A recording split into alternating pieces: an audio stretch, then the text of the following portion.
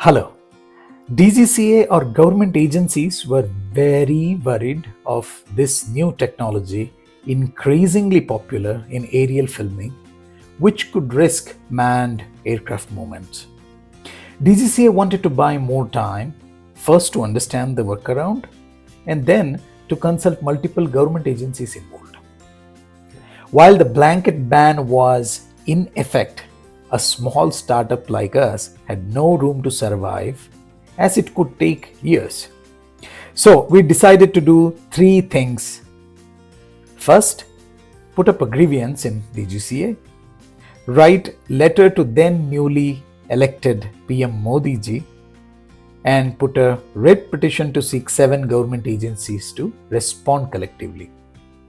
We did grievance to DGCA where the dialogue started.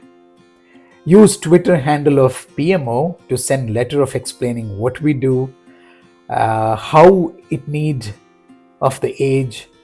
Petition in High Court of Karnataka, Bangalore, partying DGCA, MOCA, MOCA, or MOD, DGFT, and DOT because then spectrum was needed to use specific radio frequency, and Agriculture Ministry because aerial spraying was banned by Agriculture Ministry back then, and a BIS and MEITY for allowing sample before certification requirements.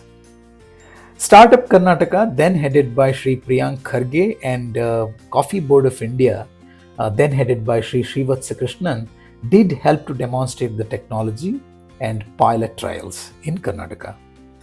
Subsequently, Startup India, just born, seeking innovations in the fields across, were invited application for challenges they are solving. We became a private limited company to participate as DIPP, then registration requirement. Up until 2016, the only other agriculture drone flying team in the field was of Dr. Piyush Mishra's Tata Advanced System or Tata Rallies. We became one of the winner of Agriculture Grand Challenge by Ministry of Agriculture in 2017. Bayer Crop Science, in their 40 plus years of R&D history in India, first did an MOU to do crop efficacy trials on rice, chili, and cotton, which paved the way for us to set some of the crop nozzle chemical benchmarking. 1 out of 10 startups will be flying drones by 2020 was written in a blog, now reposted in LinkedIn, was so very true. 2017 also saw a draft policy from DGCA opening up first batch of drone startups mushrooming in India.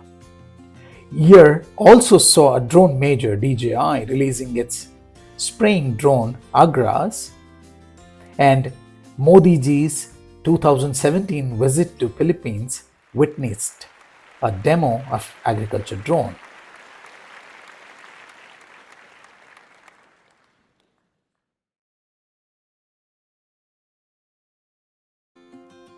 First batch of regulations had NPNT, which was too much of a tech to an industry just beginning. Whereas that time, cars selling for over 50 plus years had least safety equipments. Imposing such a high stringent technology adoption to a baby stepping industry was so exhaustive. Still, we tried NPNT. It worked less, crashed more. By the time we were kind of sink in, no permission, no takeoff was removed in the next policy update, and we had to restudy the whole syllabus after the exam. Meanwhile, we positioned ourselves to be a precision agriculture R&D focused team. All we wanted to understand was how best it can be applied in the field. We went on to work with major agrochemical firms, went to pilot at Sri Lanka, Myanmar, gained experience. Our focus shifted more towards nozzles, chemicals, and crops by training local educated youth and setting up our representation. Iceberg lettuce you eat in your burger was actually scanned by our multispectral drone from its growth to harvest.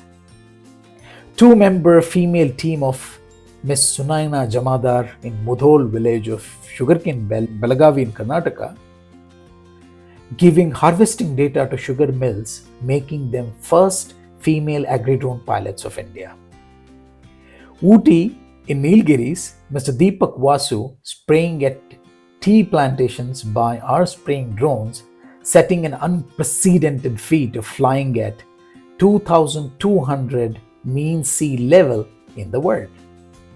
This helped us to pitch Atal Innovation Mission Niti Aayog in 2019 for a 1 crore rupees grant in aid on the business model of agriculture drone in India.